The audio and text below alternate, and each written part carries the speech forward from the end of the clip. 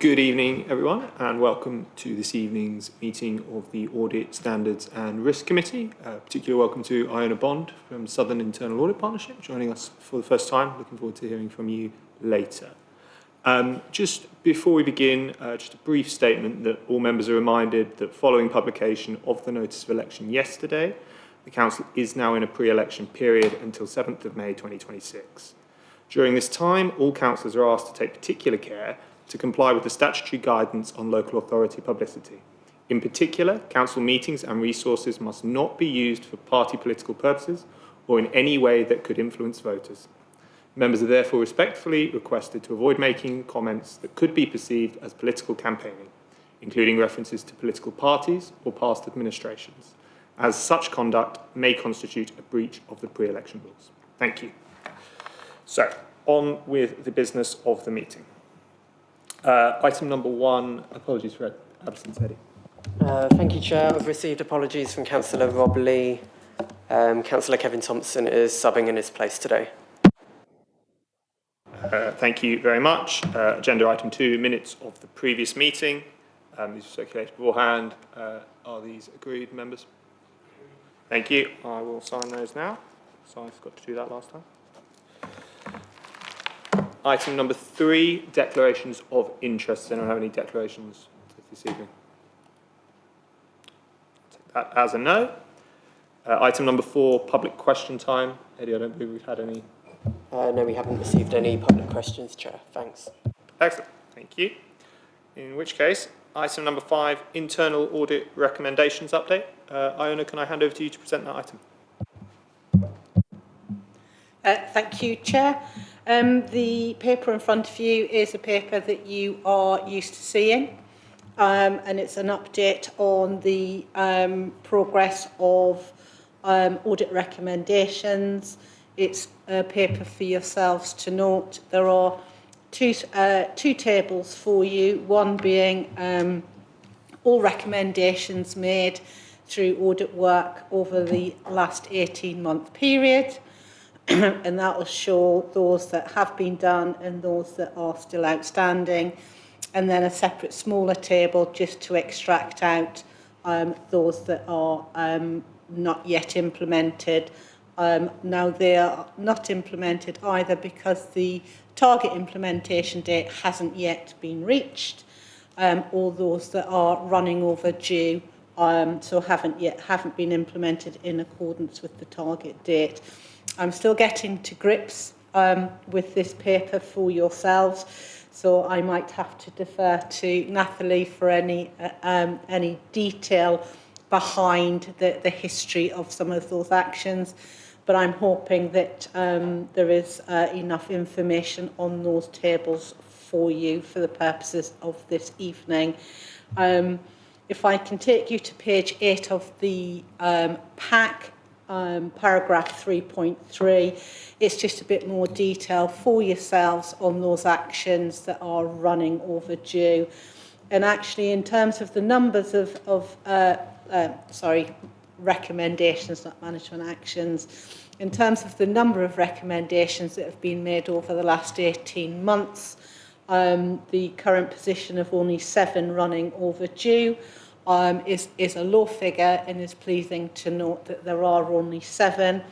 And from my review and look at what those are in relation to those systems, there's nothing there that gives me particular cause for concern with those running late, and it is quite clear that progress is being made on those. Happy to take any questions, albeit I might not be able to answer them this evening. Thank you, Iona. Any questions, members? Councillor Wilson. Thank you, Chair, and thank you for the report, and welcome to Surrey Heath Borough Council. Yeah, I guess it's quite a small one, but I noticed it at the top of page 11. It's the first one, and I think I'm right in saying that this council had 2 predecessor authorities 52 years ago. That was the Bagshot Rural District Council and the Frimley and Camberley Urban District Council. So it appears that the chain of office from the Bagshot Council that was used by the chair, it wouldn't be a mayor then, has sort of gone missing in the last 52 years. And I'm not quibbling with that, but it does say that it's that recommendation has been actioned and it's complete, but the chain's gone.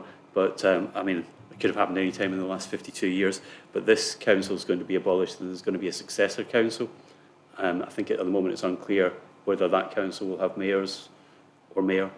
I mean, are we confident that mayoral assets, current mayoral assets, will be protected and not go missing in the same way? Thank you.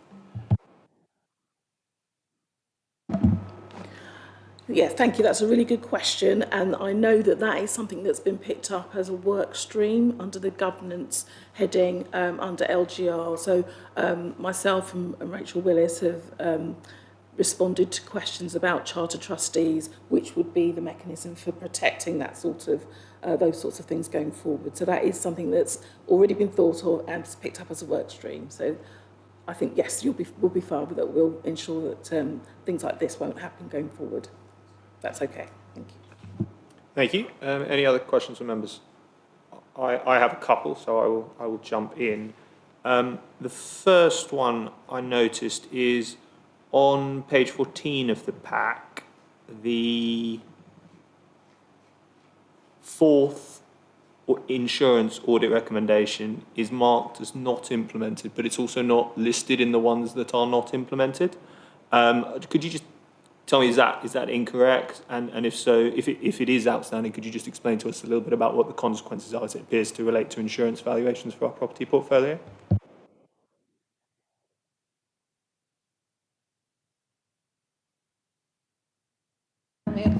Well, I can respond to that. That was the one that we've that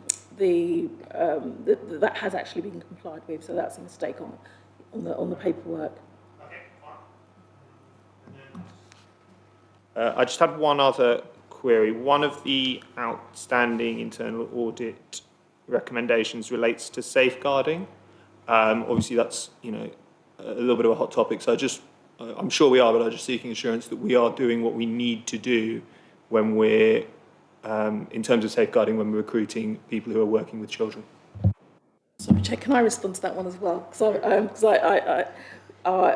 we mentioned this at the briefing, and basically, I don't think that the audit recommendations will be classified in the same way under SIAP, but the way we've done it internally is we have 3 headings for all of our recommendations, and if you go to page 7 of the report, there's at 1.2 there's an explanation of each of those headings. So we have essential as a recommendation. It would be classified as essential if it's required to comply with legislation or to avoid fraud, or a very high risk, classified as a high risk to the council.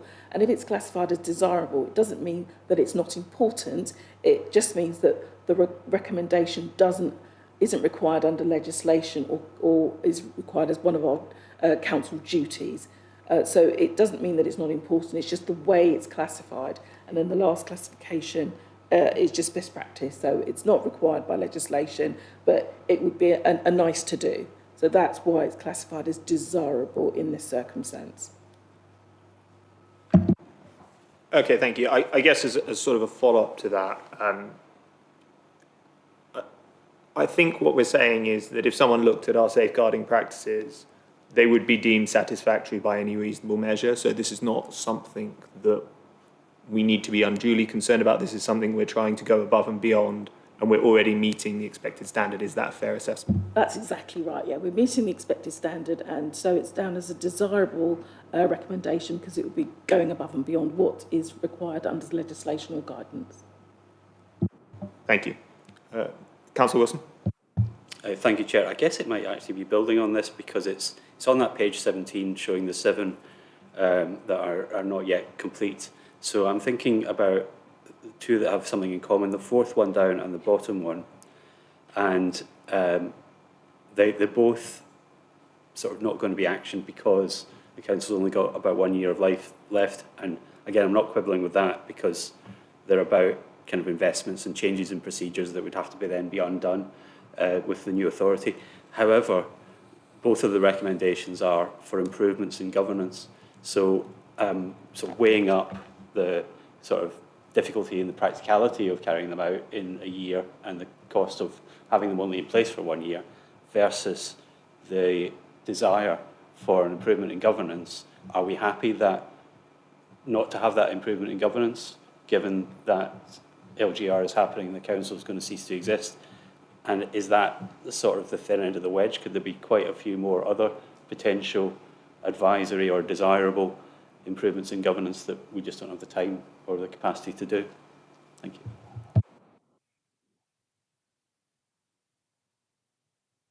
Chair, I think the answer to that is over the next year there will be many examples where but for LGR we would have invested in these changes or updating the systems but in view of LGR, that sort of recommendation is considered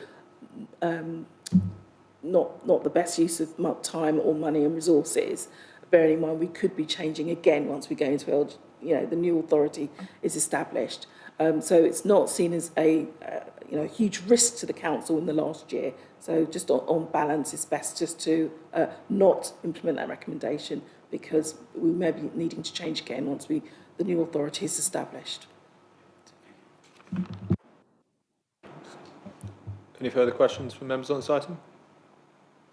No, doesn't look like it. Okay, moving on to agenda item 6, internal audit charter. Iona, can I hand over to you again, please? Yes, thank you, Chair. This paper in front of you this evening, both for the charter and the audit plan, they are both documents for you as a committee that you are required to approve. The covering paper covers both the charter and the plan, and if I may, I'll just take you through them both individually. The audit charter, as a committee, you will be aware, comes to you annually for approval. It always comes and sits alongside the audit plan, as it sets out the mandate for internal audit for the council. The document it's probably a larger document than you're used to seeing, but that is just reflective of two key changes, really. The global internal audit standards that came in last year require a lot more detail to be put into the charter, explanations of what's to be done, when it's to be done, how it's to be done, etc. And also the document this year is reflective in the change in the way the internal audit is to be provided through this year for yourselves on the basis you've now entered into a partnership arrangement for the service with ourselves as Southern Internal Audit Partnership. So it just sets out all the background regarding that, how we will operate with yourselves as a committee, how we will operate with the corporate management team, and also with Nathalie as our key contact for all things internal audit. It's quite a lengthy document. I will assume, and if I may, is taken as read by your good selves. And before we move on to the audit plan, happy to take any questions on the audit charter. Okay, Councillor Wilson. Thank you for this. Just a small point that I noted on page 26, it's in the introduction, in the charter, the link to the application note for the UK public sector for the global internal audit standards doesn't work because it links to a local file. But anyway, that's not a problem because it's possible to get it by Googling it. It's on the website of another council. But I was wondering maybe that could be included in the documents that go online, because the application note is obviously quite important for the global internal audit standards because it applies it to the UK. But yeah, my question is more about, we do get this, we are used to seeing an internal audit charter, and as you said, it does look quite different from the one that we've been seeing in the past. But I was just wondering, in practice, do you think it's, in practice, any much different from the one that we're used to having?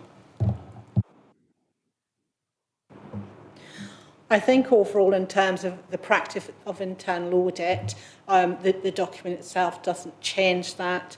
There are some changes in terms of the way we have to evidence and document things, but that's reflective more of the global internal audit standards having come into place rather than the change in the mechanism of the provision of internal audit services for Surrey Heath Borough Council. Thanks, and I'm sure we can correct that link, can we, before it goes online? Is that? What I'll do, Chair, is if I email Eddie, if I email you a copy of the application note. Great, thank you. Anyone else on just the audit charter? No, okay. I've got a couple on the plan, but I'll hand over to Iona to present on that first.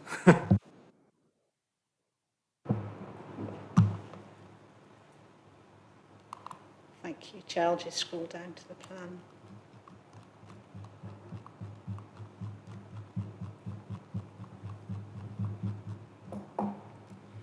Again, as a committee, you're used to seeing a plan come to you every year for approval. The plan report in front of you this evening is in quite a different format to, again, what you previously have received.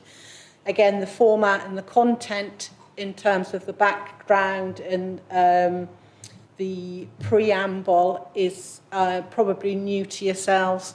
Again, that's driven by the global internal audit standards and the requirements for the information to be put into the plan report to demonstrate the process and the mechanisms that we've gone through in arriving at the plan. Again, there's some statements there on how we conform to the global internal audit standards.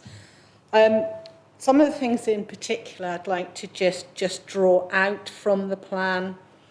We've already probably referenced 2 or 3 times this evening LGR.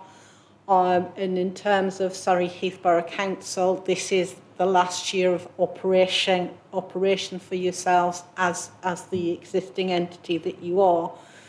There's an awful lot that's going to happen during the course of the year for the council, but in audit terms, notwithstanding all of that, it is business as usual.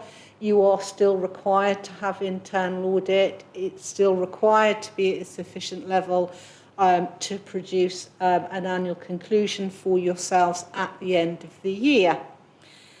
That said, there are a number of exceptional circumstances in play in arriving at the best plan for the council that is deliverable during the course of the year.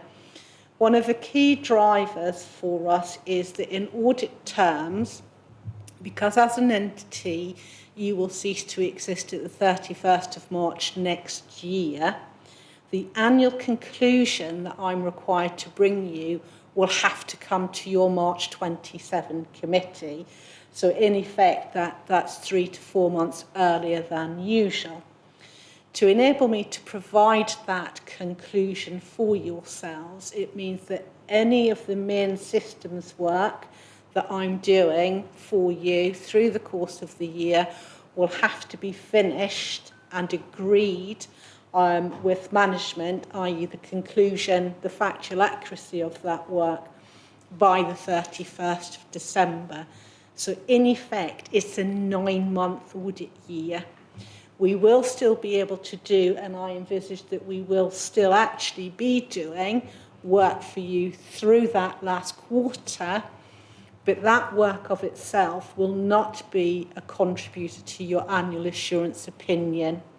So all the work that I need to do to get to that annual assurance opinion needs to be delivered before the 31st of December in practical terms.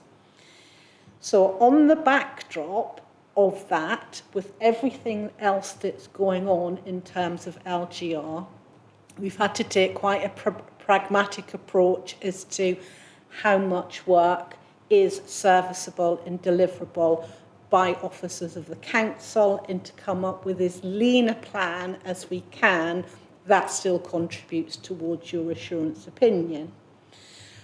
So that's what's formulated the systems that are in place there.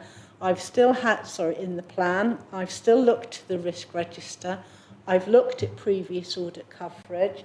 I've discussed with corporate management team sort of known pressures at the moment, any systems or areas that might have any known problems, any weaknesses, etc., to make sure that we are arriving at the best plan possible for the council, and obviously that a plan that allows me comfort and confidence to give you that independent assurance opinion at the end of the year. The plan also reflects the significantly less audit days provided this year than what you had previously with your internal audit team. So all of that background said, the plan in front of you this evening is, as it always is, a plan and is subject to change, as plans always are. There is no reason to suppose that there will be any less changes made to that plan during this year. And we're going in with the best view possible at this time. Any changes that are made to the plan will be brought to you as a committee for approval via the progress reports. And through the course of this year, you will actually have, because we worked on a slightly different process, you will have 2 progress reports come to you. You will have a progress report for the September committee and a progress report for the November committee. So any key changes made to the plan will come to you via that progress report. And also you'll see within the plan, we have made some provision for contingency, and that is directly relating, in essence, to any additional work that might come up through the course of the year pertaining to LGR, or any additional work we might need to do in Q4 on any additional final end-of-year substantive assurance that might be required going into vesting day. So a pragmatic plan, a lean plan, still designed to optimise the assurance opinion that I can give at the end of the year. But I do think there's going to be such a stretch on officers' time at the council that undoubtedly changes will be made.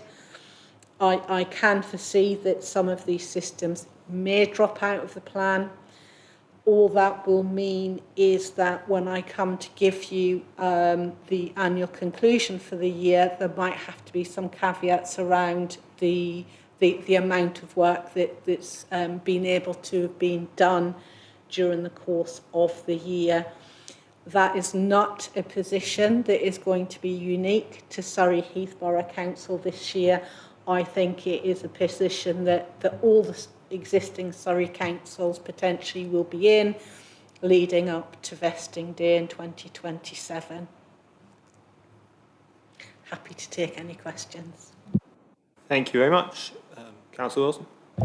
Thank you. Yeah, I was going to ask about your final point there, because you say in the report a couple of times that this is a unique year for Surrey Heath, but it's a unique year for lots and lots of other councils. So my question is about, so I tie my questions to some individual standards in the Global Internal Audit report. So this is standard 10.2, and it's about resources.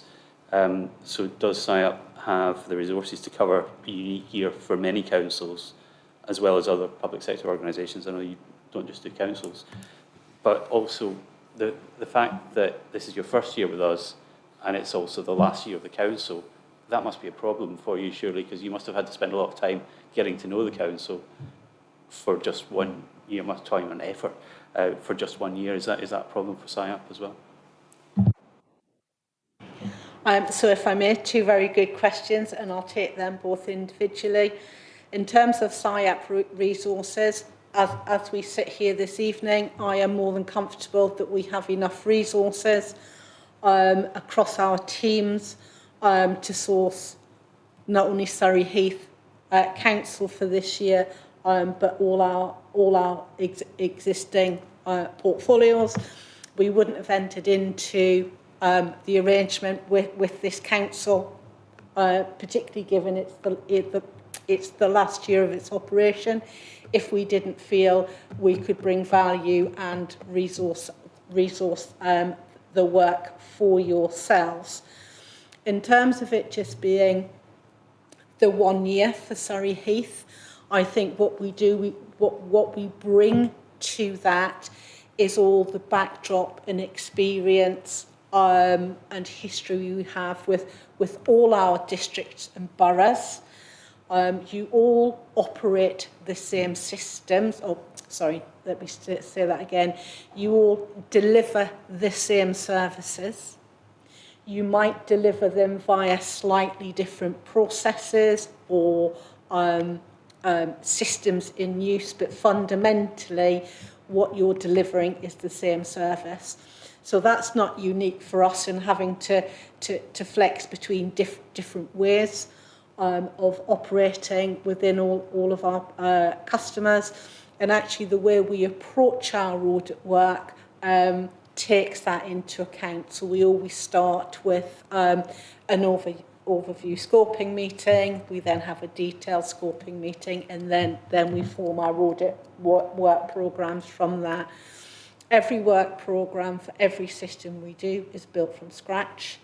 We don't just bring off-the-shelf work programmes in, because each audit is based around what the key risks are in that system at that time for that council.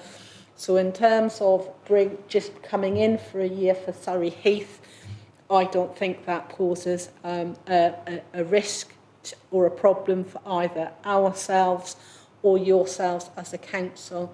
I obviously have Nathalie as my key liaison contact, so I will have access via Nathalie to all previous audit reports that I need to refer to in designing those individual systems audits for you. So yeah, thank you for that. And it's kind of supplementary to that. So standard 15.2 is about ensuring that recommended internal audit actions are implemented by management. So at the end of this year, the council won't exist. So does that standard just not apply, or does it go on to the successor authority? Or can you give me any more information about that one? Again, a very good question. It's something we don't have a direct answer at this moment. In terms of where we are at the moment, as I introduced, it's business as usual in terms of internal audit for Surrey Heath as an entity through 26-27. We will come in, we'll do the audit work. We have a slightly different approach that you'll see through the progress reports, in that we work on management actions rather than traditional audit recommendations. But I can take you all the way through that once we get to a progress report in September. We've been having a lot of discussion within SIAP as well as outwardly with all our partners about management actions, because you're quite right. With the length of time that councils have left in operation, I think key decisions are going to have to be made on the pragmatism of management actions arising from audit work. And I can envisage that that there's going to be for some of the work where we might have a control of some compliance issues where we normally expect a management action, i.e. this is what we are going to do. There might be more of an acceptance of a risk tolerance, because it's absolutely not going to be timely for the council to actually enact any change in the time that it's got. So I think there is going to be that view. In terms of what is taken forward to the successor, West Surrey unitary that is, I would imagine they will inherit. Let me try and phrase this. I don't think there's quite going to be the big bang on the 1st of April next year that West Surrey Unitary is going to operate one council tax system, one licence and system. So there are going to be legacy actions that will need to be pursued and followed through for as long as those legacy systems are in existence. And that will very much be for the new unitary to decide what it's going to do with those. Thanks. Councillor McIntyre on the screen has a hand up. Hi, thank you. That's been really comprehensive. Thank you for running through that. And mine was more of a question on being practicalness of the plan. So I note that Q2 is quite heavy. In particular, there's quite a lot in the finance area. Has this been aligned, and are we confident that, insofar as we can be, that the timings will work and the programme of work can be delivered? Thank you for that question. Again, a very timely question, and it might be that Natalie may want to come in as well on this. In devising the plan and looking at the systems that are in place for that plan and the timing, this timing has been agreed through corporate management team. So I'm working therefore on the assumption that that's all been discussed and taken down to heads of service, so everybody is aware. Obviously, with a 9-month audit year, each quarter is going to be quite heavy in terms of the burden of the audit work. We've tried to space that out across the sections as much as possible, to ease that burden on particular areas which may have more than one audit in the plan during the course of the year. And I've just slightly lost my train of thought on that. So yes, but that's what, that's how we've arrived at the timing of the audits. And again, as we get into scoping and agree the actual timeline for the delivery of the individual audit, if there's any impact on timing that it can't be deliverable, we will liaise with and through the corporate management team with a view that if an audit that's in Q1 now can't be delivered in Q1, we'd need to look to swap an audit from Q2 into Q1, because we can't afford to lose the time span over the 9 months. Thank you. Councillor Quinn? Thank you. So yeah, just another question about timing. Just looking at the private sector housing audit assignment, I noticed its scope has to be fully determined. So I'm interested to know when that would be fully determined. But the Renters' Rights Act is already law, and some aspects are due to come into force in May. So I was wondering if Q3 makes sense for that, or what the justification for that is. And also, is that one potentially more likely to be dropped because it's medium in terms of the internal audit risk assessment? Or what's your view on that? Thank you. Thank you. Well spotted on that. Yes, the Renters' Right Act is now in law.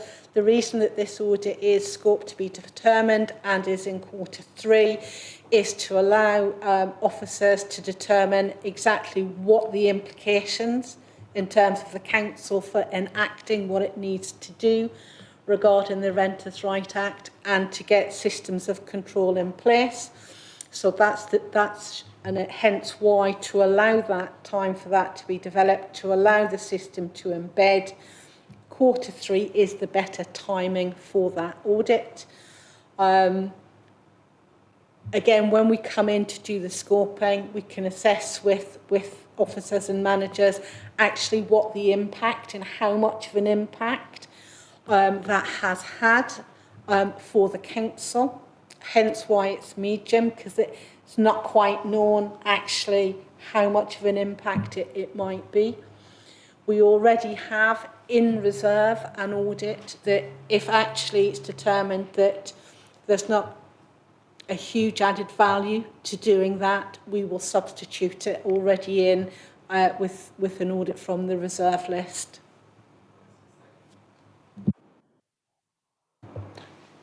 Thank you. Councillor Wilson? Thank you. It's going to standard 9.4, and you emphasise that the audit plan has to be risk-based. So I was just looking at the column in it for the risk register reference, because we're dealing with that as a later agenda item, and I see you've got risk 12, but I'm just wondering if you could explain how the items in the plan tie up to the risk register, which is later on the agenda, and also did you take account of the council's statement of risk appetite? Because I know you said earlier that we have to have a higher tolerance for risk based on the cut-off date for LGR, and that's obvious, and we get to that later in the agenda as well. But the council's got a low tolerance for things like operational failures and things like that. Did you take account of the appetite versus the risk register? Thank you.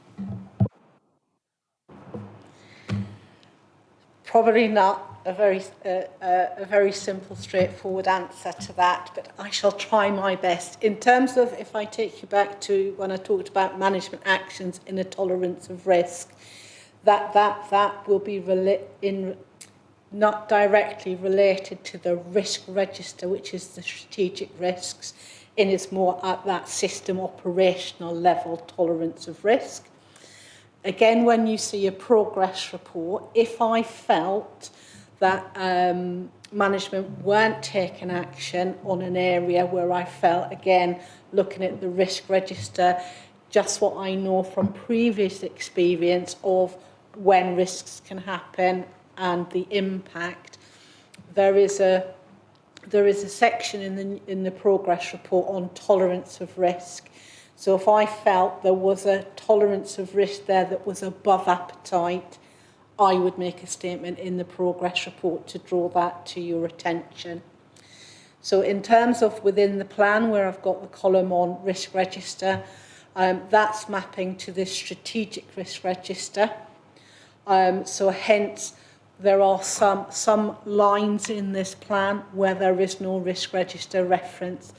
Now that will be where I've determined that we still need to do some work, and that will be based on inherent risks within a system that aren't sufficient globally to put those risks up as a key feature within the council's strategic risk register. So that's where there will be a difference between some of these audits that have a risk register, because it is on a strategic level, and those that don't, where I've included them because of just the inherent operational risk nature of those areas. Okay, I think I understand. So I shouldn't be looking at the risk register and saying, why aren't all the reds and the ambers in there? Okay, thank you. Thank you. I just have a couple of questions. The first one's just a quick one. The column headed corporate priority, where there's sort of a shield and some cogs, does that mean anything? So that again is where we are just mapping those service areas to your corporate plan, where you have those corporate objectives, if those areas fit in there. Again, it's just to show that linkage between risk register, corporate objectives, to show that we've had a good holistic view of all key strategic documents. Thanks. And then my next question is sort of stepping back to sort of SIAP's wider portfolio of audits, if you like. Obviously, given, as we've discussed, we're going to be merging with other councils effectively, do most councils have similar audit plans for this coming year? Are they focusing on the similar priorities, or is it still sort of a very bespoke approach and varies between authority to authority? In terms of the plan, it is very much, this is the plan for Surrey Heath Borough Council. It is a bespoke plan to you, as all our other Surrey boroughs are. We did meet with all either Section 151 officers, monitoring officers in December to have a discussion on the merits of where we could have similarities across plans. Again, that proved not as easy a feat as you would imagine to try and achieve, because all audit plans have always been bespoke over the last 6-7 years. It depends on where the cycle of coverage is, particularly on key financial systems. So we've been limited to where we have been able to get some commonality. Some key features that we have tried to get in is on HR, where there is very much a piece of work across all councils generally around recruitment, retention, preparing for any transfer arrangements. Again, where plans allowed, if we haven't had some coverage over the last year, there's certainly a commonality of theme around contract management and procurement. But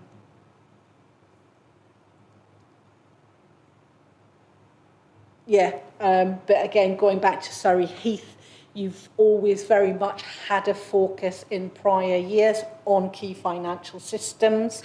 So there's been less of a need to have all of those repeated this year. But again, because of your history with your internal audit team, there are some areas that you haven't had done previously because your chief internal auditor was a key part of the process, that being around risk management and annual governance statement. So they've been a key feature to make sure specifically for Surrey Heath that we've got an audit in for you for those areas, particularly leading up into LGR. So you can have a sign-off on assurance on those. Thank you. Councillor Wilson. Thank you. Yeah, just to pick up on that, it's standard 9.1, understanding governance, risk management and control processes. There's just a quick question. So is it the internal audit role to consider the effectiveness of this committee? Not directly. As part of our one of our corporate governance audits that we do is in and around decision making and accountability. So we would look at what your governance processes are across all of your committees, terms of reference, quoruses, etc., etc. But in terms of whether you are effective as a committee, no, that's not directly for us to assess. You I would imagine, have your own annual report that you produce on the effectiveness of yourselves as a committee, which would then feed in with all of the annual reports to committee into your annual governance statement. Councillor Betton. Thank you. How many of the borough councils that are going to be making up West Surrey does your organisation provide audit function to? So if I get my maths right, there's 6 going into West Surrey, for which we are the current providers of 5. And I think for East Surrey, there's 5, and we're the current providers for 4. So we currently do 9 of the 11 existing Surrey boroughs. The exceptions, the 2 that we don't currently do the internal audit work for, are Elmbridge and Woking. Thank you. You mentioned a lot about business as usual.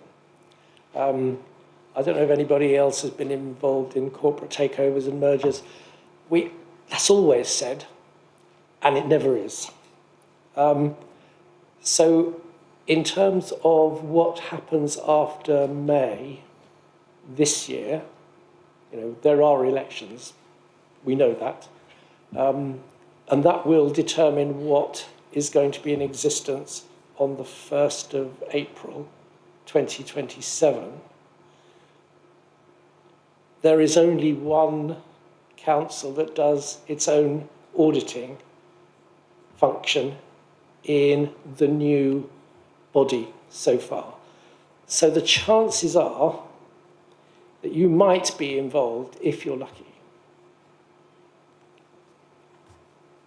Balance of probabilities.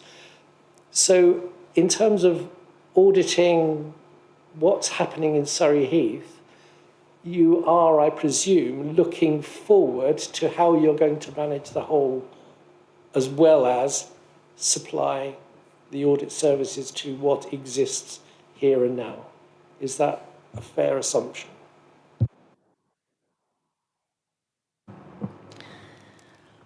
I'm going to give you a very, very complicated answer to this. It might be a logical assumption. There is nothing guaranteed about that at all. I would like to think that we are in with a fair shout. The new West Surrey, amongst many, many, many decisions it needs to make, is one of how do they want their internal audit service provided. It's possibly not on their top 10 list at the moment, or from May, it's possibly not on their top 10 list of major decisions that have got to be made straight away. However, in my humble opinion, it is something that will need to be fairly top of their agenda by about September, because they will need to make a very, very key decision on how they want to see their internal audit service provided, whether to revert back because it's going to be a much bigger authority to an in-house audit team, whether it wants to go out to full market tender and select a supplier that route, or whether they want to go, again, public sector to public sector, so they can do it via an accession agreement.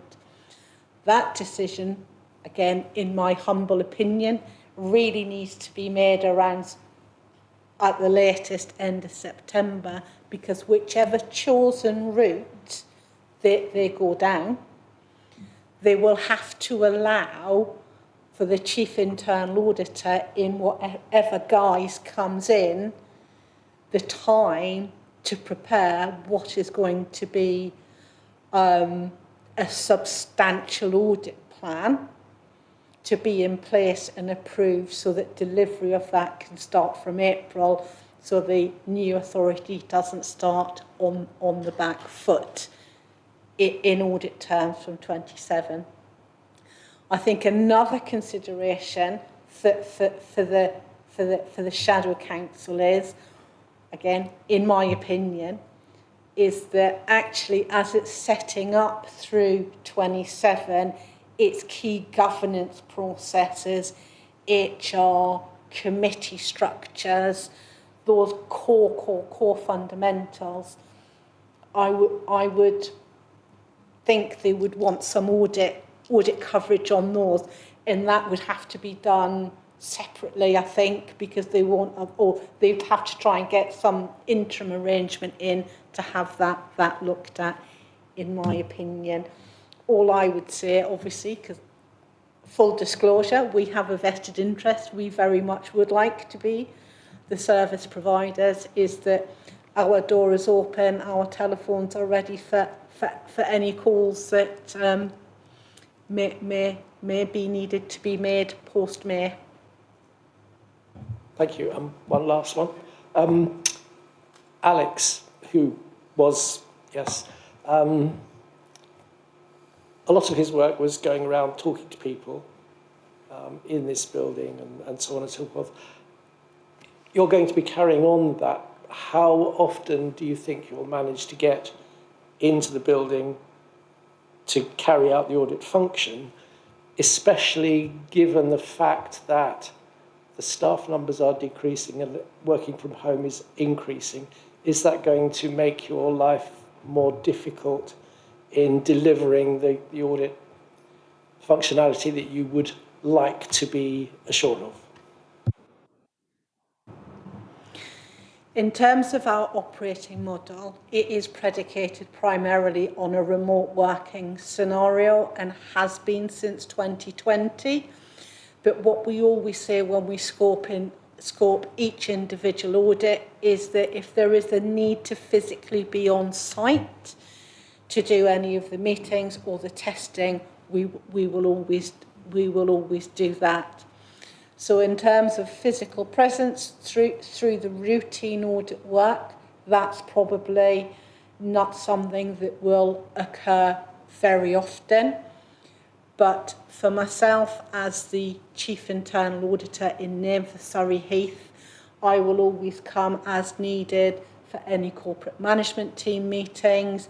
If there are any other meetings, either the lower heads of service meetings, group meetings that are required, and as needed for audit committee, we would always do them in person. So primarily remote as the operating model, but on-site absolutely, as and when anything dictates that work needs to be delivered in that way. Thank you. Any more on this item? Okay, we will move on to agenda. Ooh.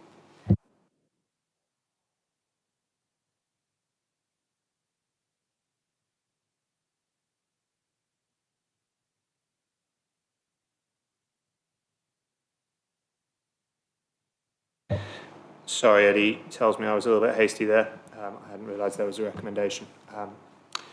So obviously the committee is advised to resolve that the committee's input is incorporated into the audit charter and audit plan, and that the internal audit charter 2627 and internal audit plan 2627 be approved. Is that, do we need a proposer? If you want, or we can just have a nod of heads. Can we take that as agreed, committee? Sounds like that was unanimous. Thanks.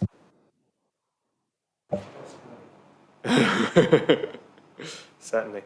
Okay, on now to agenda item 7, external quality assessment.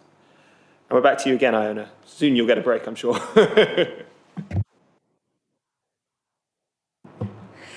This hopefully should be a nice, straightforward one for yourselves. The report in front of you this evening is for yourselves as a committee to note.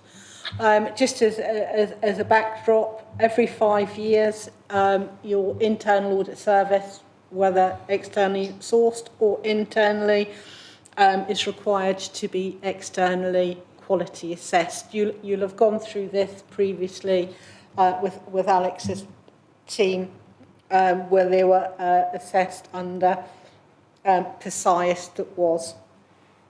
So we're no exception to that. Our previous external quality assessment expired the tail end of last year, so we were required to undergo reassessment, which very handily tied in with the global internal audit standards, which were far more comprehensive than the public sector internal audit standards. So it was no mean feat to undergo the assessment. So that was undertaken from September to December, and the result came out just before Christmas. The full report is we are taking to all our audit partners, and that is the report that is in front of you this evening. If I just take you to page 53 in your pack, it's obviously a huge report and very detailed. So if I just take you to paragraph 1.7 on page 53 of the pack, although I think it's actually page 54, I've got my numbering wrong.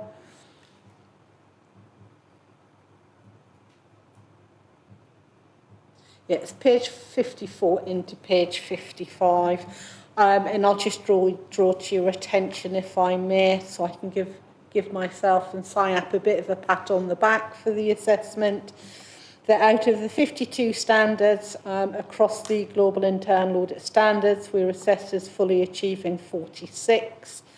Of the remaining 6, we fall in the generally conforms, so still conforming. No non-conformances across any of the standards identified. No no formal recommendations for improvements.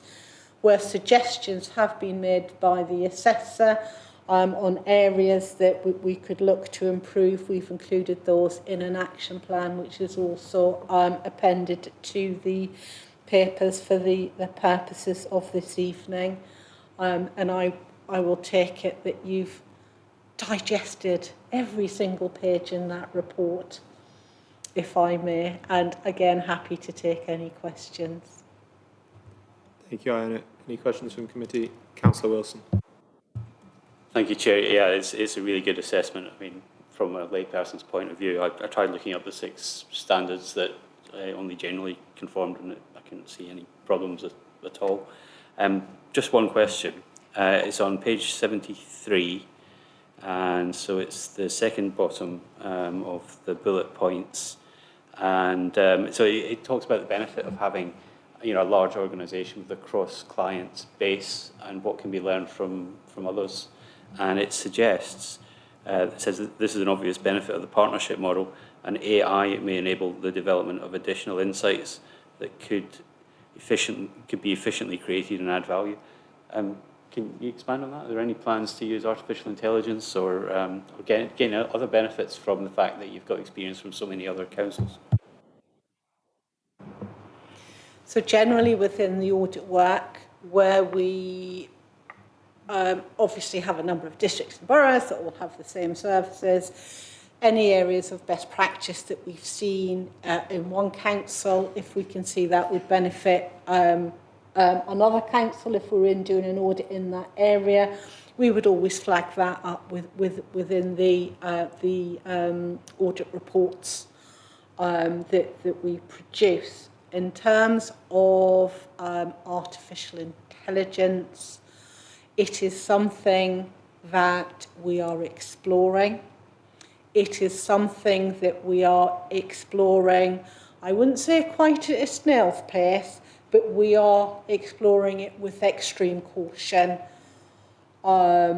because, again, there are massive benefits on AI, but equally there is a number of pitfalls, and we need to make sure on the process that we go through to make sure we're maintaining data security and confidentiality, because, you know, once that data is out there in the realms of artificial intelligence, you can't get it back. So along with our use of data analytics, where we are exploring that and drafting up some working papers for ourselves or practice notes, we are also exploring the use of AI. We do quite a bit at the moment on Copilot, on comparison of documents, but very much only those documents at the moment that are within the public realm. Thanks. Any other questions on this item? No, it looks good, and as Councillor Wilson said, it's a very impressive report, so I imagine that you are very pleased with it. Thanks for your input on that, Iona, and the other items as well. We'll move on to agenda item 8, Corporate Risk Register. And Sally, can I hand over to you to present on that? Thank you, Chair. So I bring to you this evening the Corporate Risk Register. So this is the register of all the key strategic corporate risks facing the Council. The register is reviewed and managed by the Corporate Risk Management Officers Group, approved by CMT, and comes to this committee every 6 months for your review and comment. In the pack, you will have a tracked changes version of the register. So this is the key changes that have happened since the last time it came here back in September last year. All the mitigations and action plans have been updated and are updated quarterly or as and when required. I won't go through each one right now, but just to highlight the main changes on the register. If you skip to risk 2, loss of adequate funding for services, as you can see, this risk has been increased from the previous 6 months. So it was a medium risk. It is now a high risk. This is following the identification of reduction in funding and the uncertainty around ERP and how this is going to impact us moving into 2026, 2027 and the new unitary. And then if you skip to old risk 10, you will see that we've actually removed this risk. So this was the transformation programme. We have now completed, almost completed the transformation plan. So the risk was reduced to such a level that it was determined that it should be removed from the register. And that has been replaced by a new risk, risk 10, which is health and safety. Obviously, the potential impact of a health and safety incident could be catastrophic. And therefore, even though health and safety is within our individual service area risks and is thought about as service risk, it was just felt that because of the potential impact of an incident, it should be a corporate risk as well. So we have added it to the corporate register. Risk 11, recruitment retention, you will see that this has been reduced from a high risk 6 months ago to a now medium risk. And this was purely because we've not seen the turnover of staff that we expected, and we believe that it is now stable and therefore has been reduced down to a medium risk. And then lastly, you will see risk 12. We did have an LGR risk in the previous 6 months. However, that was down as one risk, and we were finding it increasingly more difficult to score that as a total risk because there were so many different elements.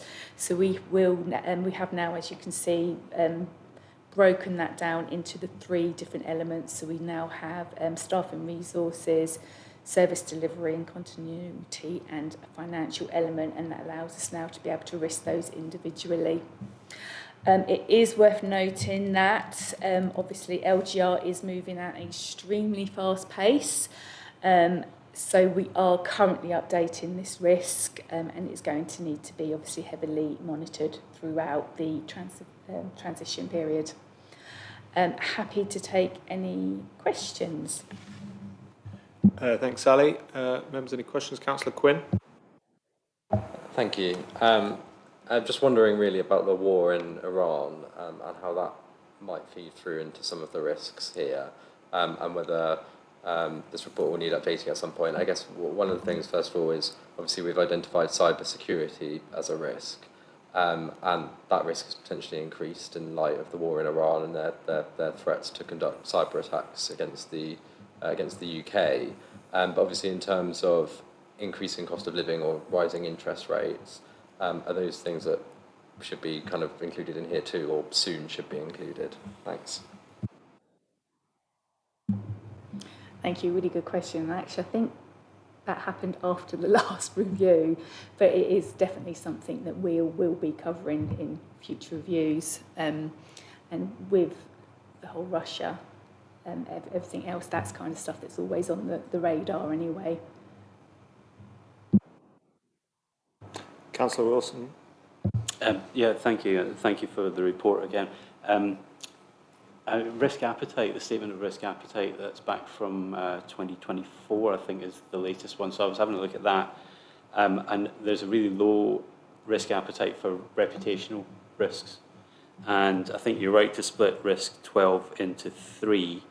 But it seems, and it's probably not the only one, that it seems like there's a lot of risks that are still high even after mitigation that involve reputational risks. And I just wondered, did you compare it to the risk appetite and worry more about them because of that? Thank you. Yeah, I mean, we obviously do have a risk appetite and we do consider that. I agree, there are a lot of risks that are still high following mitigations, and obviously the point of register is to try to mitigate those risks to the lower. But unfortunately, we are in times, I think, where whatever we do, there's always something that's going to potentially keep risks high. So we will always try and compare that to what our appetite is. Our appetite hasn't changed, but we probably should review that. So that's a really good point. Yeah, sure. Yeah, thanks for that. And the other thing I noticed was there's quite a lot of clustering of risks at rating 6. Maybe it's just because of the 3x2 and 2x3, and it's sort of, there's quite a lot of them around that. Does that sort of detract from the effectiveness if a lot of them have exactly the same risk rating?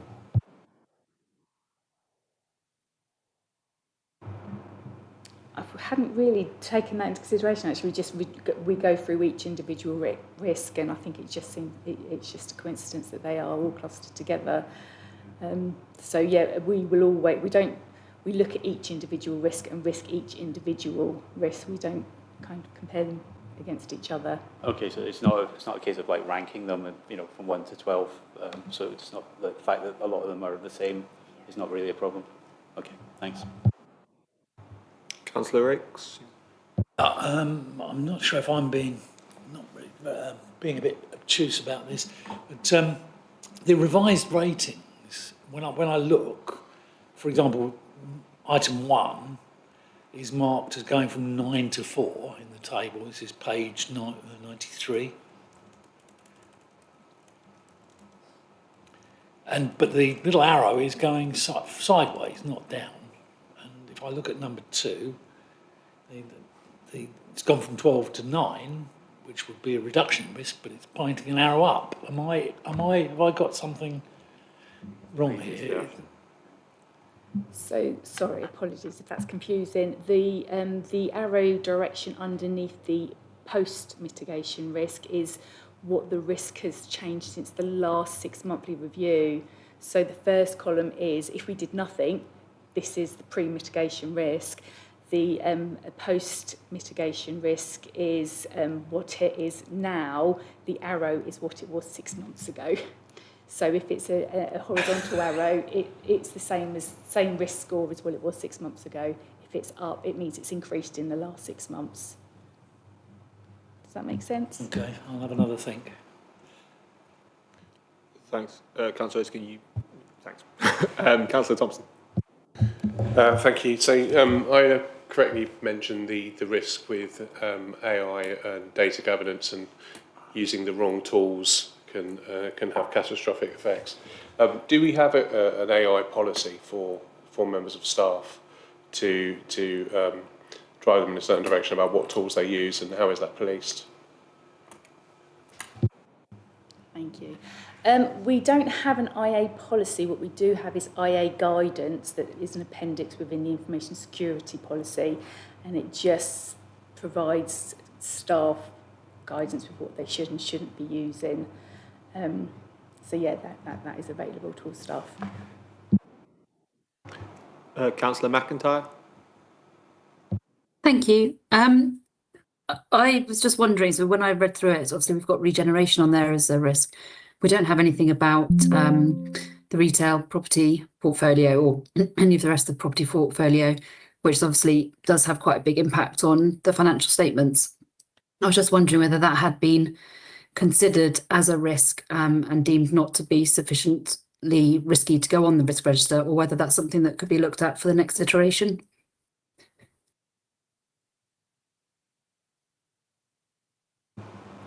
I think we do consider that within the is it risk 8 or risk 7? Risk 8. Sorry.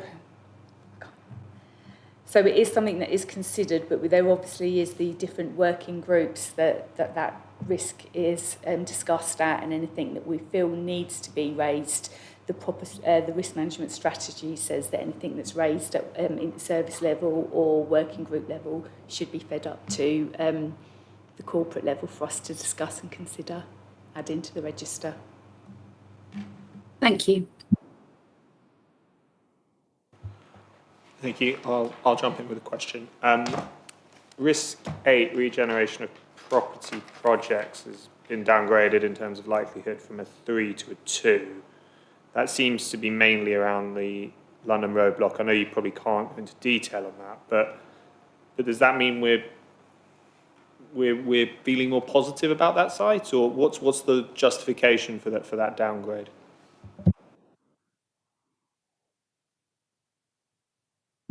I did look at this one actually. I can't see where it was actually static from last 6 months. Am I? In this on page 100, it goes from a 12 to an 8. So I don't know whether that's from 3 months ago. Oh no, sorry. So the 12 is the pre-mitigation score. So if we did nothing, it would be a 12. With the mitigations that we've put in place, it's now reduced. It is now a 8. But actually, in the last 6 months, it's stayed static. We haven't actually done any changes to it. The risk hasn't changed because of stuff that's happening. Understood. Apologies. I'm just reading that wrong. Councillor Rakes. Yeah, I think that's the same question I've got. I think there needs to be an explanatory note about the mitigation issue, because on the face of it, there's no mention of mitigation in the report here. And certainly if I was a member of the public and trying to make sense of it, it wouldn't make any sense, to be honest. Yeah, I'll take that. I'll make sure I add that to the next report. Thank you. Councillor Wilson.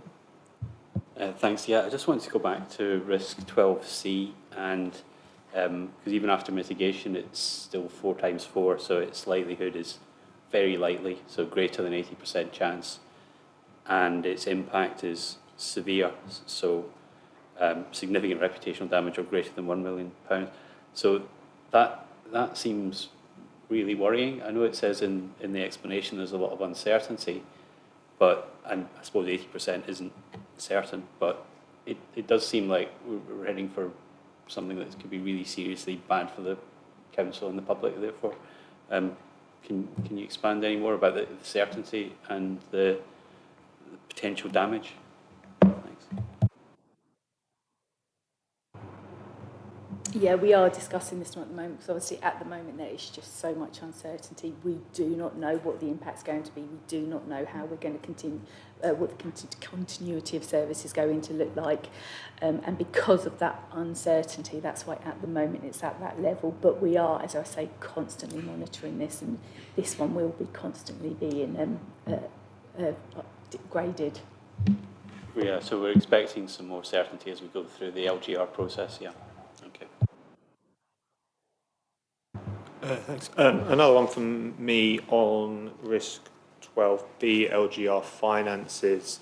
The mitigation description says we will utilise flexible use of capital receipt policy. Can you explain what that means in layman's terms? Is that effectively broadly sale of property assets in order to fund liabilities? Vicky, if you're on, would you be happy to pick that one up? Yeah, of course. So in our capital and investment strategy that was approved by council, we've got a flexible use of capital receipts policy. So what that means is the government have given us some flexibilities to fund things like transformation, basically things that would be revenue expenditure. We're able to use capital receipts for, but they have to be things more investor save and transformation. So that's what that means is if we get capital receipts in, we may be able to apply that policy to be able to capitalise that expenditure as opposed to fund it from day-to-day revenue expenditure. Thank you. Understood. Any other questions from the committee? No? Okay. Thank you very much. That just leaves agenda item... What are we on, 9? So, agenda item 9, the work programme. Obviously, members would have seen that we've got an additional meeting put in for the 20th of May to deal with the annual governance statement. We also discussed, unconfirmed yet, whether we're going to move a few items around just so that the meetings are a little bit more balanced than they appear at the moment. But does anyone have any other comments on the work programme at all? No? All good. Okay. In that case, thank you all for your time, and that's the meeting closed.